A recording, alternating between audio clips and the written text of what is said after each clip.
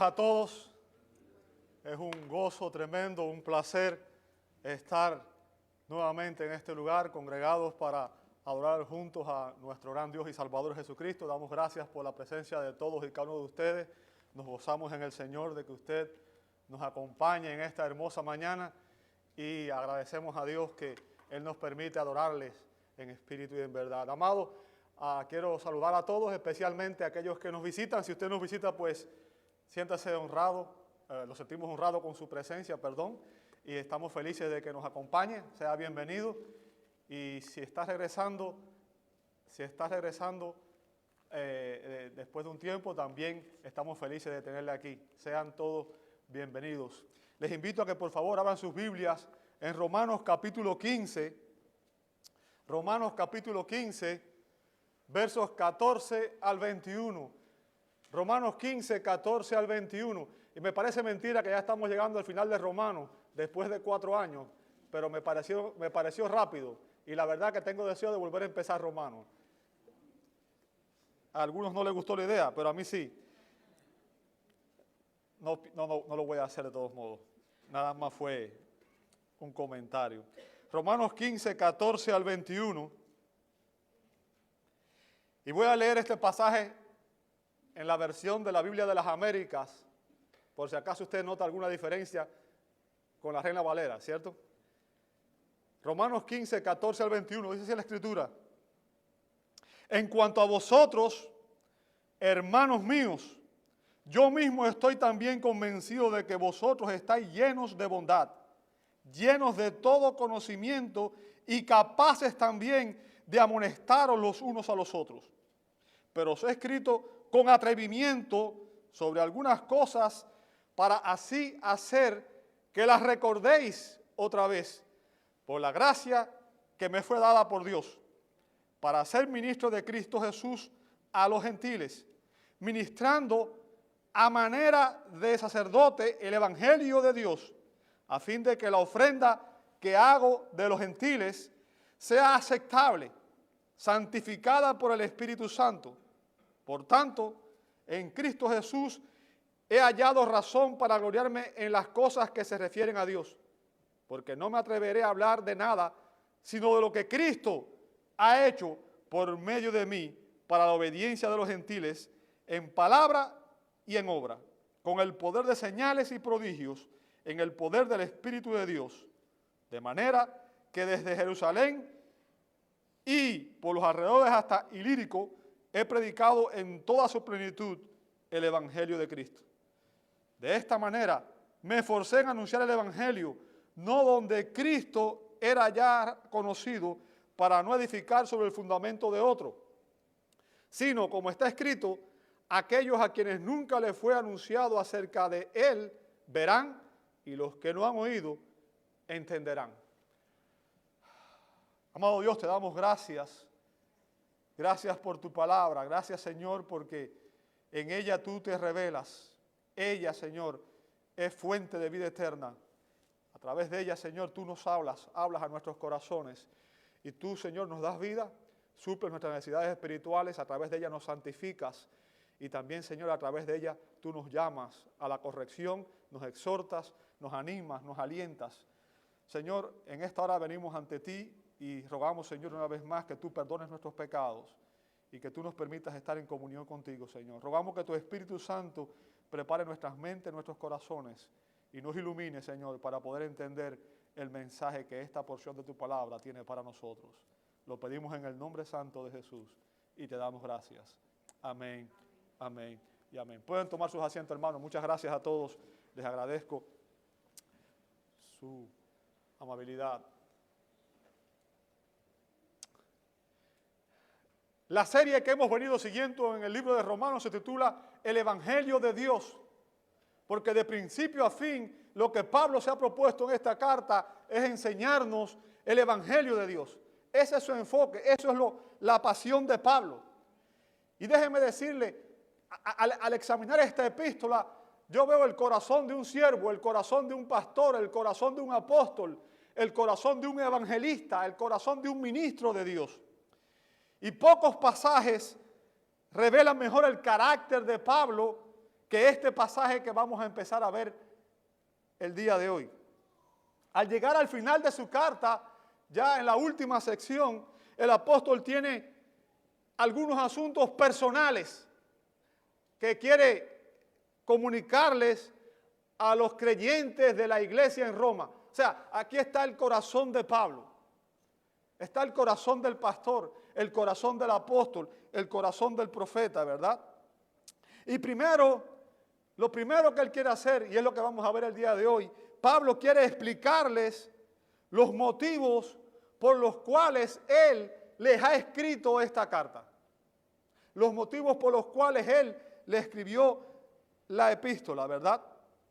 Y quiere darle algunos detalles acerca de unos planes que él tiene de viajar, y en ese plan de viaje él se propone llegar a visitar la iglesia de Roma.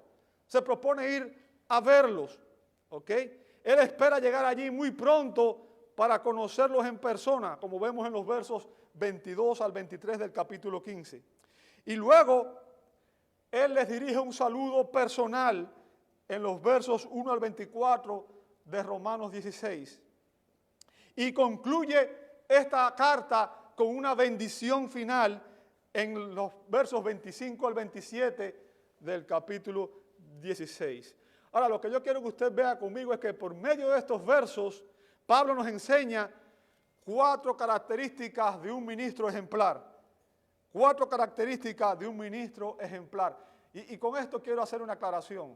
En realidad todos nosotros somos ministros de Cristo. No todos estamos llamados a ocupar los mismos puestos, pero al final de cuentas todo el mundo está llamado a servir a Cristo. Por tanto, lo que vamos a ver aquí es algo que debía caracterizarlo a usted y debía caracterizarme a mí. ¿Se entiende eso? 4 características de un ministro ejemplar. ¿Cuáles son esas características? Bueno, las 4 características de un ministro ejemplar que vemos en estos versos son, en primer lugar, su énfasis. El énfasis que el apóstol hacía, y lo vemos en los versos 14 y 15, que es lo que yo creo que vamos a ver nada más el día de hoy. No creo que pueda pasar de ahí por una cuestión de tiempo, ¿verdad? El énfasis del ministro. Vamos a ver en segundo lugar su ejemplo en el verso 16. ¿Ok? El ejemplo que Pablo dio y que es digno de imitar por todos aquellos que servimos a Dios. En tercer lugar vamos a ver su enseñanza, versos 17 y 19. Y en último lugar vamos a ver su evangelización en los versos 20 y 21.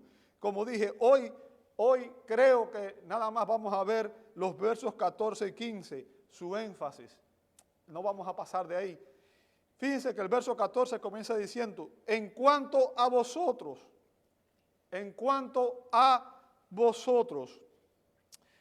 Ahora, estas palabras de Pablo están dirigidas a todos los creyentes de la iglesia de Roma. Bien, aquí no está dirigida ni a judíos ni a gentiles, no está dirigida a fuertes o a débiles, está dirigida a toda la congregación. En cuanto a vosotros, ¿okay? Todos ustedes. Y yo quiero que usted recuerde, porque ya lo hemos dicho, ya lo vimos, pero esto es importante, que Pablo no fue el que fundó la iglesia de Roma. Bien, es importante que recordemos eso. Pablo no fundó la iglesia de Roma. En realidad, hasta ese momento, Pablo nunca había estado en Roma. Pablo no conocía a la mayoría de los creyentes en aquella congregación.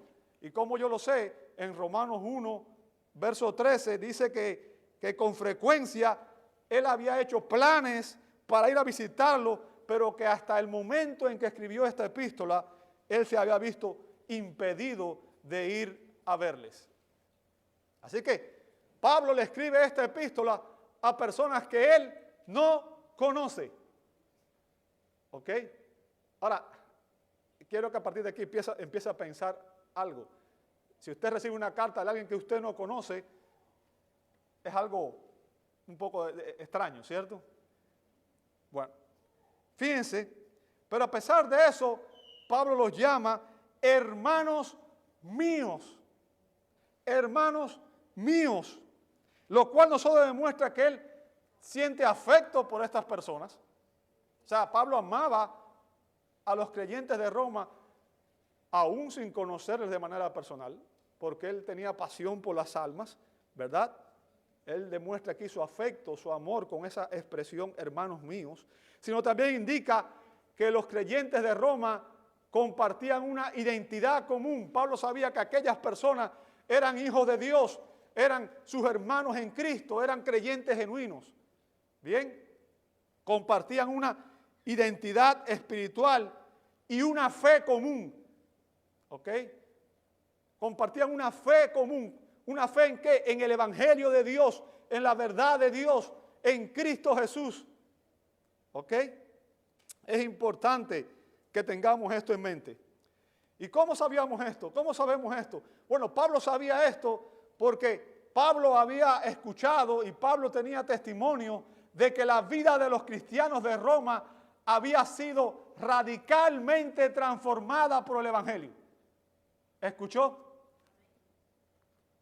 Pablo había escuchado testimonios que demostraban que aquellas personas habían sido radicalmente transformadas por el Evangelio.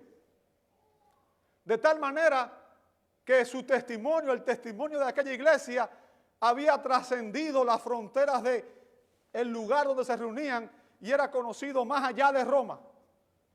¿Cómo yo sé eso? Pablo les dice en Romanos 1:8 que la fe de la iglesia de Roma se divulgaba por todo el mundo. Imagínense, su fe se divulgaba por todo el mundo. O sea, aquella iglesia era una iglesia que tenía pasión por servir, pasión misionera, pasión por las almas. Una iglesia que realmente había sido transformado y tenía un testimonio positivo, no solamente dentro de la iglesia, sino en la comunidad. La gente de afuera podía ver a los creyentes y decían, esos son cristianos por la manera en que ellos se comportaban, por la manera en que ellos actuaban.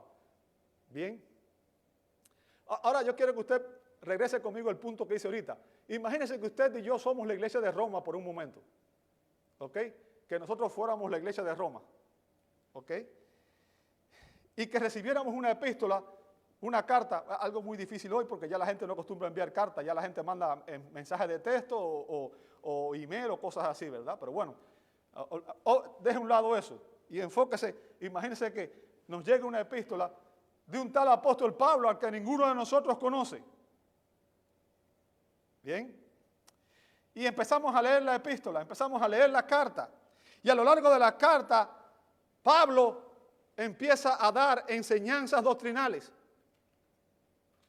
y a hacer exhortaciones de una manera directa, franca y audaz a grupos y a personas individuales dentro de la iglesia. El tono de su carta a veces es directo, es personal, no da vueltas. Bien, no habla de una manera, no, habla directamente, enfoca los problemas. Si eso nos sucediera a nosotros, quizás al escuchar la carta todos aquí, yo estuviera en vez de predicando hoy, leyendo la carta, quizás al escuchar la carta algunos nos preguntaríamos, bueno, ¿por qué Pablo nos habla de esta manera? ¿Sí o no? ¿Quién es él? ¿Quién es este hombre que nos habla de esta manera a nosotros? ¿Acaso piensa que nosotros somos ignorantes en doctrina? ¿Cree que nosotros no sabemos doctrina? Porque él tiene que darnos instrucciones doctrinales de este tipo. Y al ver cómo él está hablando acerca de la situación entre los judíos y los gentiles, entre los débiles y los fuertes, podríamos preguntarnos, ¿acaso Pablo nos está acusando de ser faltos de amor? ¿Es eso lo que está haciendo este hombre?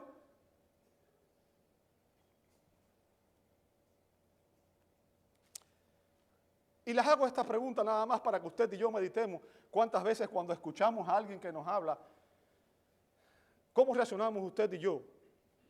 Cuando alguien se acerca a darle un consejo, cuando alguien se acerca a hacerle una exhortación, cuando alguien se acerca a hablarnos a nosotros mismos. Y quiero, antes de pasar de este punto, dar dos exhortaciones prácticas que nos aplica a todos, a usted y a mí, ¿verdad? Proverbios 12:15, el autor de Proverbios dice, el camino del necio es derecho en su opinión. ¿Sabe lo que significa eso? Que la persona necia cree que sabe más que los demás, cree que lo sabe todo y que nunca escucha consejo. ¿Sabe eso? Nunca escucha consejo. Dice, más el que obedece al consejo es, ¿qué cosa? Sabio. Y eso significa que la persona sabia es lo suficientemente humilde como para entender y aprender de la experiencia de los demás. Y tiene la capacidad de discernir lo que es un buen consejo de lo que no es. ¿Ok? Entonces, yo creo que en algún momento, amado hermano, todos nosotros necesitamos escuchar buenos consejos. Y tenemos que entender que no siempre nosotros tenemos la razón. No siempre tenemos la razón. En algún momento todos nosotros nos equivocamos. Pero muchas veces queremos seguir haciendo las cosas a nuestra manera. ¿Bien? Escucha otro importante consejo en Proverbios 12:1. El que ama la instrucción, ama la sabiduría. O sea, lo que está diciendo ahí es que la persona sabia acepta la corrección. Acepta la corrección. Y en consecuencia, ¿qué pasa? Se vuelve más sabio. Se vuelve más sabia. Dice, mas el que aborrece la reprensión es ignorante. ¿Ok?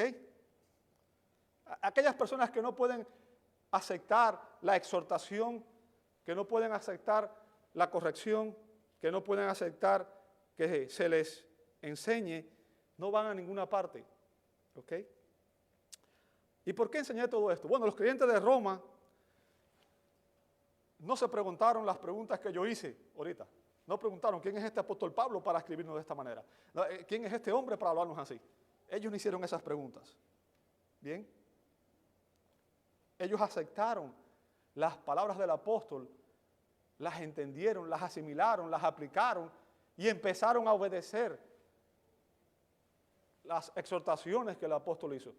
Y eso es importante, ¿ok? Eso es importante, porque lo que demuestra es que esta gente entendieron que el corazón de Pablo no tenía el propósito de herirlo, lastimarlo, de hacerles daño, de criticarlo simplemente, sino que el corazón de Pablo, el propósito que tenía era que la iglesia de Roma fuera edificada, creciera espiritualmente y fuera una mejor iglesia. ¿Entiende eso? Así que Pablo no quiere que aquellos creyentes de Roma malinterpreten sus propósitos con la carta. Recuerden, de lo que estamos hablando aquí es precisamente eso, el propósito por el cual él les escribió esta carta. Y Pablo no quiere que los creyentes de Roma malinterpreten todo lo que él le ha dicho, porque él tiene a esta iglesia en una gran estima. Él ama a estos creyentes. Los ama. ¿Ok? Fíjense que ahora usted va a ver que Pablo reconoce que la iglesia de Roma tiene la suficiente madurez y el discernimiento espiritual necesario, no solo para recibir esta joya teológica que es Romano, porque yo quiero que usted entienda, Pablo no habla aquí de cosas básicas, Pablo habló del Evangelio de Dios de una manera clara. ¿Okay? Esta es una epístola profundamente doctrinal, una enseñanza tremenda, es una epístola con un valor doctrinal tremendo. Y Pablo quiere explicarle por qué él les escribe de esta manera. Y sabe, la razón por la que Pablo le pudo decir todo esto a la iglesia de Roma y ellos los aceptaron, ¿sabe por qué fue? ¿Sabe por qué fue? Porque ellos eran creyentes maduros, capaces de recibir el alimento sólido, capaces de recibir carne doctrinal, capaces de entender las cosas más profundas, como dice Hebreos 5:14. No estaban como niños espirituales, sino como adultos en Cristo. Lo que quiero que usted entienda es que Pablo estaba diciéndoles que él reconocía que ellos eran una iglesia saludable y una iglesia madura en la fe. Fíjense, o sea, Pablo le está haciendo aquí un reconocimiento. Ellos eran una iglesia saludable y una iglesia madura. Pero ¿sabe qué? Aun cuando sea una persona saludable y madura en la fe, siempre hay oportunidad para continuar creciendo. ¿Sí o no? Yo quiero que usted entienda. Hay personas que dicen, ya yo sé todo. Cuando uno dice yo sé todo, me doy cuenta de que no sabe nada. Porque mientras más aprendo de la Escritura, más cuenta me doy de lo ignorante que soy. Y siempre hay oportunidad para continuar creciendo, siempre.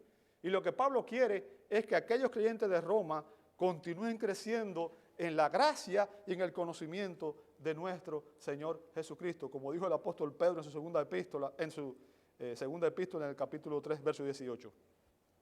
Así que el énfasis del apóstol, su propósito aquí es edificar a sus hermanos en la fe. O sea, esa fue la razón por la que Pablo les habló de esta manera. Pablo quería edificar a sus hermanos en la fe. Quería que ellos siguieran creciendo espiritualmente. Y lo hizo porque los amaba, no porque los odiaba, no porque los quería criticar, no porque les quería hacer daño. Ese no fue su objetivo. ¿Ok? Y ahora vamos a ver dos cosas que Pablo hace. En primer lugar, Pablo elogia a aquellos creyentes y luego les explica su propósito. Vamos a ver en primer lugar el elogio. En el verso 14, la segunda parte dice, yo mismo estoy también convencido de que vosotros, fíjense lo que dice después, estáis llenos de bondad, llenos de todo conocimiento y capaces también de amonestaros los unos a los otros. ¡Wow! ¡Wow! El apóstol es enfático en admitir su confianza en la madurez espiritual de los romanos. Ustedes están llenos. Él admite que ellos están en una posición espiritual, obviamente de madurez. Pablo reconoce que aquella iglesia era una iglesia saludable espiritualmente. Y coincido aquí con lo que dijo el doctor James Montgomery Boyce, en que Pablo elogia a la iglesia de Roma por ser lo que debía ser una iglesia. Entonces, también nos está dando tres criterios por los cuales podemos evaluarnos a nosotros mismos o a cualquier iglesia local. O sea, las tres cosas que Pablo reconoce aquí son tres criterios por los cuales deberíamos evaluarnos a nosotros mismos y deberíamos evaluar cómo debe comportarse una iglesia. ¿Escuchó eso, verdad? Vamos a ver el primer elogio que Pablo hace, o el primer criterio por el cual debemos evaluarnos. Pablo dice a aquellos creyentes que aquellos creyentes estaban llenos de bondad. Y fíjense, llenos, ahí es un verbo pasivo, significa que es Dios quien te da esa capacidad. Él es quien te llena, ¿ok? Y que habiendo sido llenos, el resultado es presente, es un estado permanente de plenitud. O sea, es una obra que Dios hace en nosotros, ¿ok? Y Pablo dice Pablo elogia a los cristianos de Roma por estar llenos de bondad. Y la palabra bondad ahí es una palabra bastante rara porque no se encuentra en el griego clásico y nada más la vemos en los escritos de Pablo y en algunos versos de la Septuaginta y en algunos escritos posteriores. Y significa bondad moral, ética y espiritual. ¿Ok? Bondad moral, ética y espiritual. Y yo quiero que usted entienda, cuando Pablo les dice a aquellos creyentes que estaban llenos de bondad, esa bondad de la que Pablo está hablando aquí, no es la bondad que caracteriza a la raza humana por naturaleza. ¿Escuchó eso? ¿Ok? De hecho, esta clase de bondad es imposible para el hombre natural. Es imposible para el hombre natural, para la persona que no ha nacido de nuevo, para la persona que no es un creyente genuino. ¿Por qué?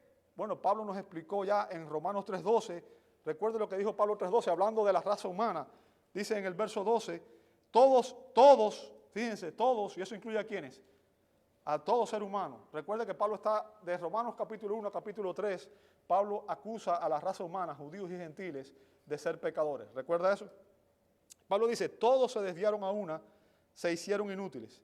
Todos se desviaron, a una se hicieron inútiles. No hay, fíjense lo que dice después, no hay quien haga lo bueno. No hay ni siquiera ¿cuántos? Uno. Ahora, ¿qué significa eso? ¿Significa que un incrédulo no puede hacer el bien? Sí, sí hacen bien los incrédulos. Pero ¿a qué se refiere el apóstol? Se refiere al hacer el bien por las razones correctas. Se refiere a la persona que hace el bien por darle gloria a Dios y no por buscar gloria personal o por intereses personales. Hay personas que hacen el bien, pero su motivo detrás de hacer el bien es alcanzar algún beneficio. ¿Comprende eso? ¿Ok? Contrario a la creencia popular que promueve la cultura en la cual usted y yo vivimos hoy, que enseña que todos somos buenos por naturaleza. Eso es lo que se enseña, ¿verdad? Somos buenos por naturaleza. Por eso los psicólogos usted va y le dicen, no te preocupes, tú eres bueno, haz aquello que te agrada, haz lo que te gusta, haz lo que... Y promueven a la gente a que siga haciendo aquellas cosas porque piensan que son buenos por naturaleza. ¿Sabe lo que dijo Jesús? Jesús declaró en Mateo 19:17, ninguno hay bueno sino uno, Dios. ¿Qué significa? Que ningún hombre es bueno por naturaleza. ¿Ok? Es una enseñanza cultural que está errada, es contra la Biblia. ¿Bien? Va contra la Biblia. Por tanto, la bondad de la que Pablo está hablando aquí cuando le dice a los creyentes de Roma, ustedes están llenos de bondad, cuando se usa ese término en el Nuevo Testamento, se usa solo con relación a personas cristianas, a personas que han sido regeneradas, a personas que han nacido de nuevo. ¿Y cómo yo lo sé? Porque esa bondad es un fruto del Espíritu. ¿Me escuchó? No es resultado de nuestro esfuerzo humano, sino que es el fruto del Espíritu. Si usted ve en Gálatas 5:22 dice, fíjense que no dice los frutos del Espíritu, que ese es un error que comete mucha gente, que lee esto y dice, los frutos del Espíritu son tal. Dice, más el fruto del Espíritu. ¿Qué significa? Cuando el Espíritu Santo habita en usted, mora en usted, estas cualidades deben estar presentes. Bien, entonces, estas cualidades que se leen ahí, si nosotros no las estamos viviendo, son una señal para nosotros. Dice Pablo, más el fruto del Espíritu es, en primer lugar, ¿qué cosa? Amor. ¿Lo veis? Amor, gozo, paz, paciencia, benignidad. ¿Y después qué dice? Bondad. ¿Lo ve ahí? Entonces la bondad de la que Pablo habla aquí de los creyentes de Roma es un fruto del Espíritu. ¿Entendió eso? La razón por la que aquellos creyentes estaban viviendo de aquella manera es porque estaban llenos del Espíritu Santo. Estaban llenos del Espíritu Santo. Bien. Y aclaro esto porque, una vez más, la Biblia es enfática en decir que los creyentes no hacemos buenas obras para ser salvos o para ganar el favor de Dios. Las buenas obras no nos van a ganar el favor de Dios. Bien. Las buenas obras en el creyente son el resultado de la plenitud del Espíritu Santo que nos mueve, que nos lleva, que nos impulsa a hacer esas obras. ¿Ok? Y yo creo que usted sepa que a todos los cristianos,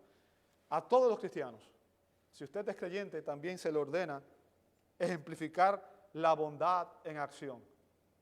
¿Ok? Pablo dijo en Romanos 6:10, así que, según tengamos oportunidad, hagamos bien a nuestros amigos, a los que nos caen bien. No, ¿a quién dijo? Hagamos bien a todos. Y después dijo, y mayormente a los de la familia de la fe. Así que el primer criterio por el cual podemos evaluar nuestro carácter moral es,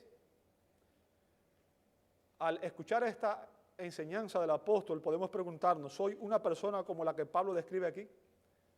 ¿Estoy lleno de la bondad de Dios? Cuando hago las obras, ¿las hago por glorificar a Dios o por glorificarme a mí mismo? Otra pregunta es, ¿se caracteriza la Iglesia Bíblica de Cypress por la bondad de Dios? La gente alrededor nuestro dice, esa iglesia se caracteriza por su bondad.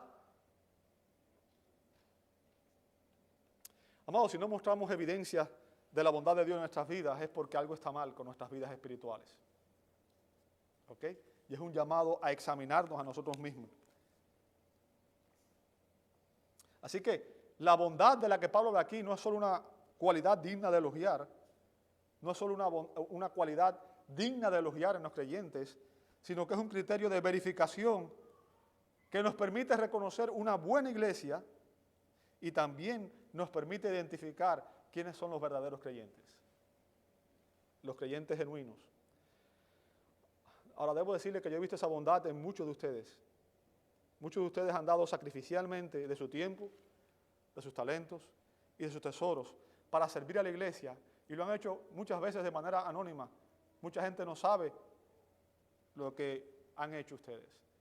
Y yo agradezco a Dios por sus vidas.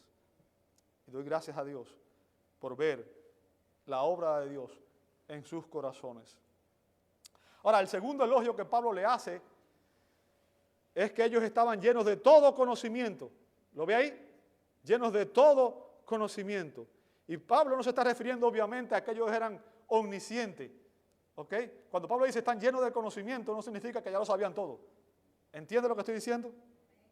Él no se refiere en el sentido absoluto, sino que lo que les está diciendo es que ellos tenían una comprensión profunda de las verdades reveladas en el Evangelio de Dios. Conocían la palabra de Dios. Los creyentes de Roma conocían la sana doctrina. Sus mentes estaban siendo renovadas por la palabra de Dios, como aprendimos en Romanos 12:2, ¿recuerdan? Porque la transformación que había ocurrido en la vida de aquellos creyentes ocurre solo cuando el Espíritu Santo cambia nuestra manera de pensar. Solamente vamos a ofrecer nuestros cuerpos en sacrificio vivo, santo, agradable a Dios, cuando nuestras mentes sean renovados por la palabra de Dios. Es el Espíritu Santo el que cambia nuestro pensamiento a través del estudio constante y la meditación en las Escrituras. ¿Bien? Ahora, si nosotros tuviéramos la oportunidad de preguntarle a los creyentes de Roma qué opinaban ellos de la palabra de Dios, si nosotros le preguntáramos a aquellos creyentes qué opinaban ellos de la palabra de Dios, seguramente habrían dado una respuesta similar a la que dio el salmista en el Salmo 119:97, cuando dijo: oh, cuánto amo yo tu ley, todo el día es ella mi meditación. Y mi pregunta es, ¿amas tú la ley de Dios de esta manera? ¿Es la ley de Dios todo el día tu meditación? ¿Meditas en la palabra de Dios todo el día? ¿O en qué cosa meditas? ¿A qué dedicas tiempo, la mayoría del tiempo en tu vida? ¿En qué inviertes? ¿En qué meditas la mayoría de tu tiempo? Algo que debemos entender, amado hermano, y esto se aplica a todos, a usted, a mí, a todo el mundo, ¿verdad? Nunca actuaremos como cristianos a menos que primero pensemos como cristianos. ¿Me escuchó?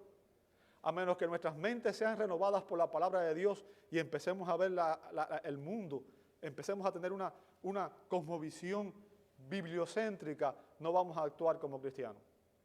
Y vamos a seguir actuando en la carne y por nuestras propias fuerzas.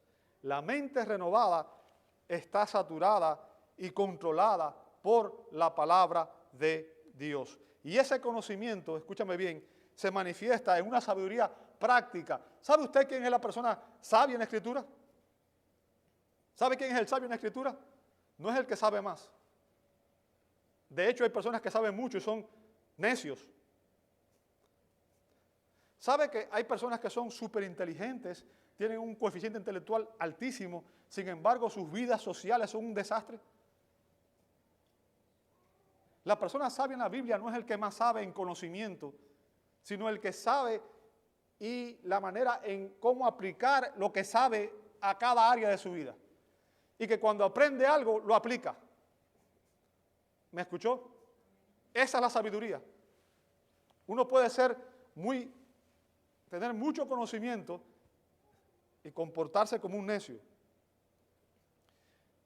Aquella iglesia era una iglesia que no solo conocía la Escritura, sino que ese conocimiento se manifestaba en una sabiduría práctica que resultaba en una conducta sana y útil. O sea, fíjense, escuchen dos cosas. Una conducta sana y útil. Dos cosas que usted y yo deberíamos caracterizarnos. Tener una sana conducta. ¿Qué significa? Yo debería tener una sana conducta en mi hogar, con mi familia, con mi esposa, con mis hijos. Debería tener una sana conducta en mi relación con mis compañeros de trabajo, una sana conducta con mis hermanos en Cristo, una sana conducta donde quiera que voy. ¿Bien? Y útil, ¿qué significa útil? Significa que es útil para Dios en ministrar a las personas que están alrededor. ¿Comprende eso? Preguntémonos en esta mañana, ¿tengo yo una conducta sana? ¿Tengo yo una conducta sana en la manera que me relaciono con mi familia, con mi iglesia, con mis hermanos?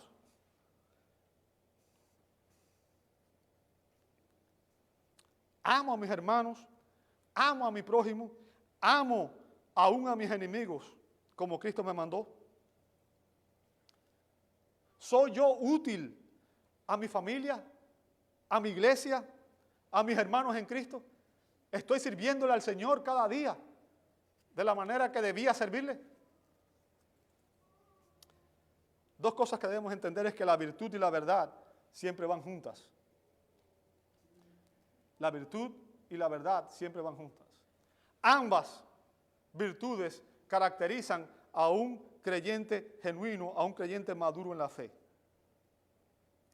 Un comportamiento piadoso es resultado de conocer a Dios, de conocer su palabra y de ser llenos del Espíritu Santo. La pregunta que debíamos hacernos es, ¿estoy lleno de conocimiento de la palabra de Dios? La palabra de Dios, ¿estoy siendo renovado mi mente en la palabra de Dios? No se trata de poder recitar textos bíblicos de memoria, no se trata de eso. Uno puede aprender cosas de memoria y eso no significa que uno está aplicando eso a la vida diaria. Se trata de la manera en que yo pongo en práctica las cosas que aprendo. Eso es lo importante aquí al final, hermano. ¿Ok? Entonces la pregunta es, ¿aplico lo que aprendo de la palabra de Dios a mis circunstancias y a las necesidades prácticas de la vida diaria? Esta es una segunda cualidad digna de elogiar, el conocimiento, y otro criterio de verificación que nos permite conocer una buena iglesia y a los verdaderos seguidores de Jesucristo. Bien, un creyente genuino debe estar lleno de este conocimiento. Ahora, el tercer elogio que Pablo les hace aquí a los creyentes, dice que ellos son capaces también de amonestar a los unos a los otros. ¿Se imaginan una iglesia como esa? ¡Wow!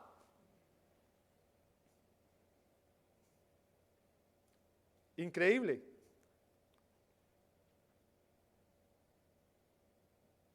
Llenos de bondad, llenos de conocimiento, y son capaces de amonestarse los unos a los otros. Y quiero que usted entienda, esta capacidad de la que Pablo habla aquí, ahora, por la que Pablo elogia a aquellos creyentes, es producto de las dos primeras. ¿Me escuchó? A menos que usted esté lleno de bondad y lleno de conocimiento, usted no puede hacer esto. El verbo amonestar ahí significa alentar, amonestar, advertir y aconsejar. Alentar, amonestar, advertir y aconsejar. Y la idea aquí es que podemos ponernos junto a otros hermanos, ¿ok?, que requieren consejería espiritual y moral para ayudarlos, para alentarlos, para sostenerlos y para darle el consejo apropiado en sus circunstancias. ¿Sabe? Muchas veces damos consejería o aconsejamos a alguien, pero no todas las veces que estamos aconsejando estamos dando un consejo que es bíblico, que es correcto, que es adecuado. ¿Ok? Y cuando Pablo está hablando de esto, fíjense, él no se refiere a un don de consejería especial. Él no está hablando aquí de un super consejero. No está hablando de eso. Él se refiere a los hermanos de la iglesia, se refiere a todos los cristianos. ¿Se da cuenta? Se refiere a los cristianos que están creciendo espiritualmente. Se refiere a algo que que debería ser una verdad en tu vida y en mi vida. Algo que debía ser posible para todos nosotros. ¿Comprende eso?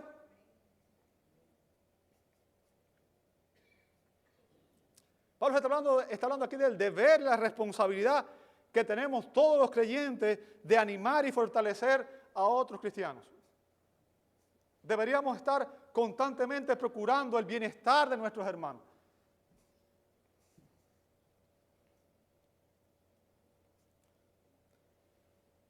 Él nos hizo esa misma exhortación en 1 Tesalonicenses 5:14. Dice, también os rogamos, hermanos, que amonestéis a los ociosos. ¿Lo ve ahí? Que alentéis a los de poco ánimo, que sostengáis a los débiles. Y escuche lo que dice al final, y que seáis pacientes para con todos. O sea, ahí Pablo está diciendo, Pablo nos explica cómo debemos tratarnos en la comunión de la iglesia. A las personas rebeldes, a los que están fuera de línea, deben ser advertidos y enseñados a volver a la línea. Los que están desanimados, los que tienen miedo y dudan, deben ser animados, deben ser alentados. Los débiles, aquellos que no tienen fuerza espiritual, aquellos que son inmaduros en la fe, aquellos que están necesitando apoyo, deben ser sostenidos por los fuertes. Debemos estar allí para apoyarlos, para animarlos y para ayudarles a cargar esas cargas que ellos no pueden llevar por sí mismos porque son débiles en la fe. La paciencia, el perdón y los actos de bondad deben prevalecer entre todos los creyentes. ¿Escuchó eso? La paciencia, el perdón y los actos de bondad deben prevalecer entre todos los creyentes. La bondad y el conocimiento son requisitos indispensables para poder amonestar a alguien. La bondad de la que se habla aquí es la bondad que Dios mueve en nuestros corazones para mirar a un hermano en necesidad y nos lleva a procurar su mejor bien, su bienestar. No lo hacemos por chismoso, no lo hacemos por estar metiéndonos en lo que nos importa, sino lo hacemos porque nos interesa realmente el bienestar de esa persona. Es la bondad de Dios la que nos mueve a amar a otros hermanos y procurar su bien por encima de mi propio bien. El conocimiento espiritual es el que nos habilita para dar el consejo bíblico acertado, con prudencia, con autoridad y con humildad. ¿Se imaginan qué increíble una iglesia así? ¿Se imaginan que esta iglesia fuéramos así todos? ¡Wow! Todos los creyentes fuéramos capaces de amonestarnos los unos a los otros, de advertirnos, de instruirnos. ¿Sabe? La iglesia de Roma, los cristianos de Roma eran una iglesia digna de imitar por nosotros. ¿Ok? Y aquí debemos preguntarnos nuevamente, ¿amamos a nuestros hermanos lo suficiente como para estar dispuestos a amonestarlos cuando se requiere? Otra pregunta que debemos hacernos es, ¿cómo respondo yo cuando soy amonestado? ¿Cómo respondo yo cuando soy amonestado? Les exhorto a que lean 1 Tesalonicenses capítulo 5, después en sus casas. Otra pregunta es, ¿estoy lleno de bondad y conocimiento? Estoy lleno de bondad y conocimiento que puedo amonestar a mis hermanos cuando se requiere con la palabra de Dios, no con mis percepciones, no con lo que yo creo, no con lo que yo pienso, sino con la palabra de Dios. Esta es otra cualidad digna de elogiar. Y el tercer criterio de verificación que nos permite reconocer no solamente una buena iglesia, sino a los verdaderos seguidores de Jesucristo. Ahora hemos visto sus elogios y ya vamos a concluir con sus explicaciones. Verso 15, vemos la explicación del apóstol Pablo, dice, pero os he escrito ¿con qué les he escrito? Con atrevimiento, ¿lo ve ahí? ¿Ok? ¿Sabe? Y este adverbio aparece solamente aquí en la Escritura y significa atrevimiento, audacia. O sea, esa es la manera en que Pablo escribió esta epístola. Pablo no estaba temeroso. Él les escribió con audacia, ¿ok? Les escribió de una manera directa y con valentía. Con valentía. Y Pablo le ha escrito sobre algunas cosas, o otra traducción podría ser sobre algunos puntos. Los puntos sobre los que el apóstol toca en su carta estaban obviamente, todo lo que hemos visto en las semanas anteriores, bueno, en los meses anteriores y años anteriores también. Pablo habló sobre el antinomianismo, ¿verdad? Personas de la iglesia que creen que porque son salvos por gracia pueden desobedecer la ley moral de Dios y creen que pueden seguir pecando, ¿verdad? Hay personas que piensan eso. Y Pablo le dice, ¿sabes qué? No. Aunque fuiste salvo por gracia, la ley moral de Dios sigue aplicándose y tú tienes que obedecer la ley moral de Dios. ¿Ok? No hay excusa para seguir pecando. La gracia no excusa el pecado.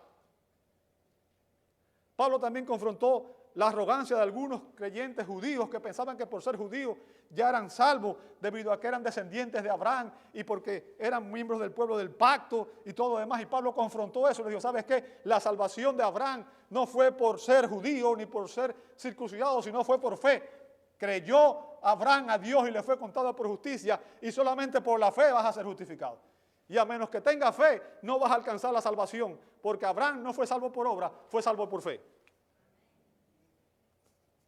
Pablo también confrontó a los creyentes de Roma sobre la oposición a las autoridades del gobierno. Él dijo, ¿sabes qué? El cristiano debe someterse al gobierno.